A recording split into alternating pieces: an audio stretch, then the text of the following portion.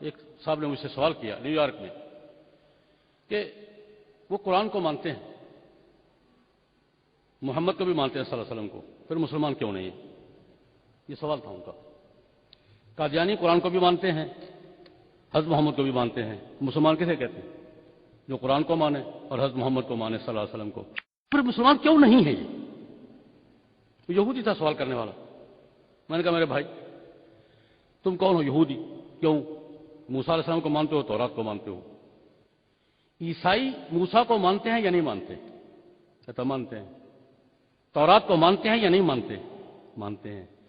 میں نے کہا عیسائی یہودی عیسائی جو ہیں موسیٰ علیہ السلام اور تورات کو ماننے کے باوجود یہودی نہیں ہیں، اگر وہ یہودی ہونے کا کلیم کریں گے تو مانو گے؟ نو۔ کیوں؟ کہتے ہیں کہ وہ تورات کو بھی مانتے ہیں، موسیٰ کو بھی مانتے ہیں، لیکن اس کے بعد ایک اور نبی کو مانتے ہیں، ایک اور کتاب کو مانتے ہیں۔ بے شک مانتے پھر ہیں تورات کو، بے شک مانے وہ موسیٰ علیہ السلام کو، لیکن ان کے بعد وہ انجیل کو بھی مانتے ہیں اور عیسیٰ کو بھی مانتے ہیں، اس لیے وہ یہودی نہیں ہیں۔ میں نے کہا آگے چلو۔ عیسائیوں کے بعد میں مسلمان ہوں الحمدللہ، تورات کو بھی مانتا ہوں، موسیٰ کو بھی مانتا ہوں، عیسیٰ کو بھی مانتا ہوں، انجیل کو بھی مانتا ہوں۔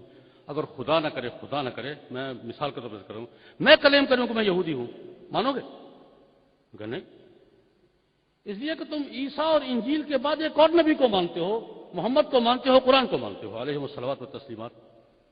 میں نے کہا میرے بھائی یہی مسئلہ ہے، عیسائی موسیٰ علیہ السلام اور تورات کو ماننے کے باوجود یہودی نہیں کہلا سکتے، اس لیے کہ وہ نیا نبی مانتے ہیں، نئی کتاب مانتے ہیں۔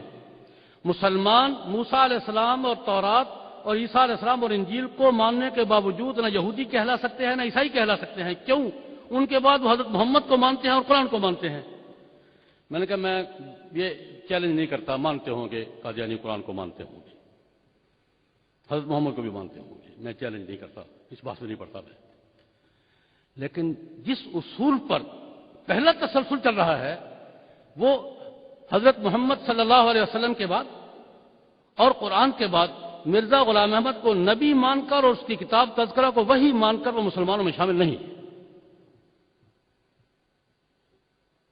اگر حضرت عیسیٰ اور انجیل کو ماننے والے الگ مذہب ہیں، حضرت محمد صلی اللہ علیہ وسلم اور قرآن کو ماننے والے الگ مذہب ہیں، تو اس کے بعد کسی بھی نبی اور کسی بھی وحی کو ماننے والے الگ مذہب ہیں۔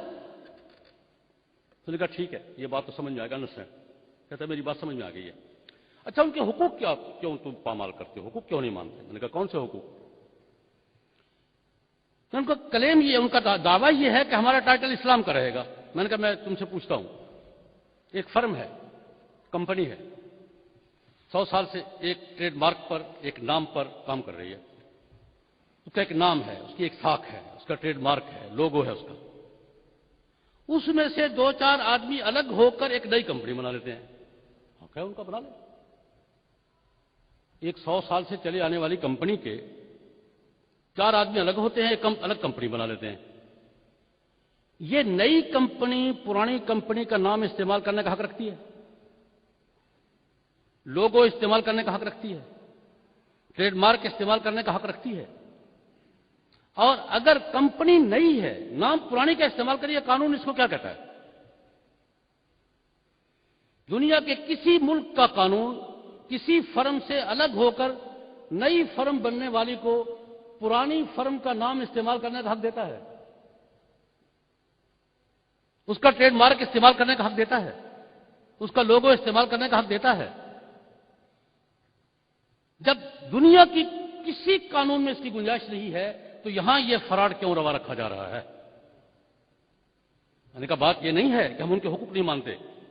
میرا ایک سوال ہے، میں پاکستان سے تعلق رکھتا ہوں، پاکستان کے حوالے سے، پاکستان میں عیسائی رہتے ہیں یا نہیں رہتے؟ یہودی رہتے ہیں یا نہیں رہتے؟ سکھ رہتے ہیں یا نہیں رہتے؟ ہندو رہتے ہیں یا نہیں؟ ہم نے کبھی کس پہ چڑھائی کی ہے کہ وہ جلسہ کیوں کر رہا ہے جی، وہ کیوں اپنی تبلیغ کر رہا ہے جی، وہ کیا کر رہا ہے جی؟ ابھی سوال ہے، سکھ تو اتنے آتے جاتے ہیں کہ ایک وقت ایسا آتا ہے سال میں کہ لگتا ہے کہ ہر طرف سکھ ہی سکھ ہے، سال میں ایک ایسا موقع آتا ہے کہ ہر طرف پگڑیاں ہی پگڑیاں نظر آتی ہیں۔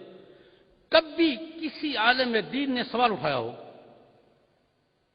سوال یہ ہے کہ عیسائیوں پر سوال کیوں نہیں ہے، یہودیوں پر کیوں نہیں ہے، سکھوں پر کیوں نہیں ہے، ہندوؤں پر کیوں نہیں ہے، قادیانیوں پر کیوں ہے؟ وہی بات جو حضرت مولانا عبدالحفیظ مکی دامت برکاتہ نے فرمائی تھی، میں اپنے انداز میں کر رہا ہوں کہ ہندو اپنے آپ کو ہندو شو کر کے بات کرتے ہیں، وہ ہمارے حقوق پہ کلیم نہیں کرتے. ہندو اپنے حقوق کے دائرے میں رہتے ہیں، سکھ اپنے حقوق کے دائرے میں رہتے ہیں، ہمارے حقوق کلیم نہیں کرتے. عیسائی اپنے حقوق کے دائرے میں رہتے ہیں، ہمارے حقوق پر کلیم نہیں کرتے. قادیانی اپنا سٹیٹس تسلیم نہیں کر رہے اور ہمارے حقوق اپنے نام الاٹ کرانا چاہتے ہیں. یہ کیسے ممکن ہے؟ یہ کیسے ہو سکتا ہے؟ اس لیے زیادتی ہم نہیں کر رہے، زیادتی قادیانی کر رہے ہیں. اور اس زیادتی پر بین الاقوامی رایامہ یا لابیاں یا یہ ہیومن رائٹس کے ادارے یا کمیشن وہ قادیانیوں کی سپورٹ کر کے ہمارے جذبات مجروح کر رہے ہیں، ہمارے عقائد، ہمارے مفادات اور ہمارے جو سٹیٹس ہے اس کو مجروح کرنے کی کوشش کر رہے ہیں.